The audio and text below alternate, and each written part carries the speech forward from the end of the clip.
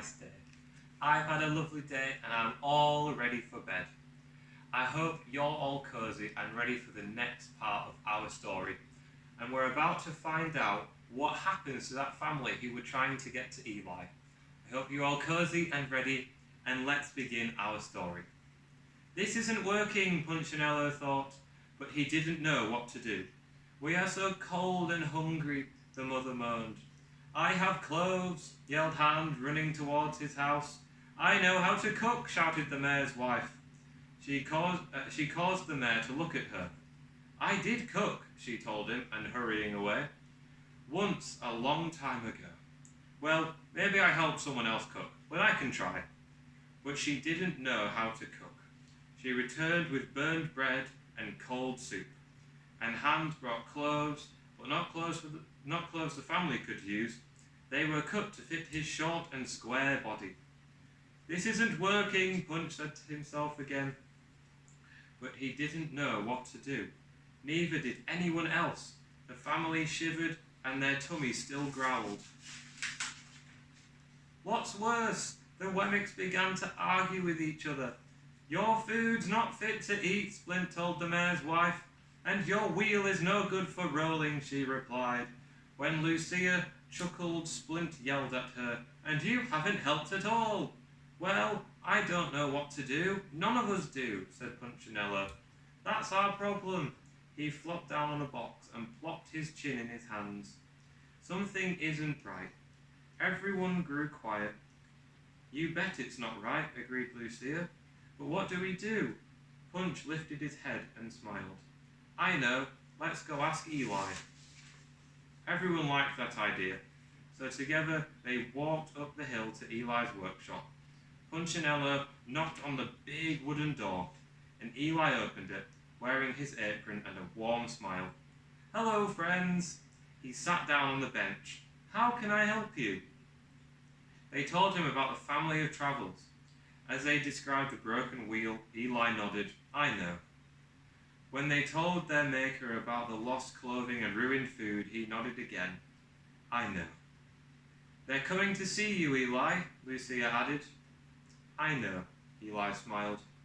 You know, she asked, you knew about the wheel and the food and the clothing? I did, Eli replied. You knew they were coming to see you, and he nodded again. Lucia looked at Punch. Punch looked at the others. They all looked at Eli and asked, then why didn't you help them? I did, Eli said. The Wemmicks were puzzled. You did? How did you help them? I sent you. Us? You. I led them through the village so you could help them. For a moment no one spoke, and finally Punchinello did. That's our problem, Eli. We want to help, but we don't know how. The wheel is still broken, and the travellers are still cold, and the food is still bad. Even the mayor's wife nodded. Sounds to me like everyone is doing something, and no one is doing the right thing, Eli explained. What? Splint and Woody asked. Try this, Eli smiled. Each of you do the thing that you do best. The villagers pondered his words. Do the most what we do best? Do the most what you do best, Eli repeated. You have gifts, don't you? And for a moment, no one spoke. Then Punchinello remembered. I do. I have a hammer. And I have a guitar, Splint piped up. Someone gave me a needle and thread, Woody added. One by one, the Wemmicks announced their gifts until Lucia realised. Did you give those to us, Eli? The maker nodded and smiled. Use the gifts I gave you. Don't try to use a gift you don't have. You just do the most what you do best. Feeling much better, they returned to the village and walked straight to the pile of gifts. Punchinello took his hammer, looked at the wagon, and said, I can repair the wheel with this. Splint took his needle and thread. Time for me to make some clothes. Hans the baker cooked with his spoon. The mayor cleaned the wagon with his brush, and Lucia decorated it with her paint. After the baker fed the family and Splint finished sewing their clothes, The mayor's wife read stories to the children, and Woody sang them songs. Not for long, however. The family was so tired that they soon fell fast asleep.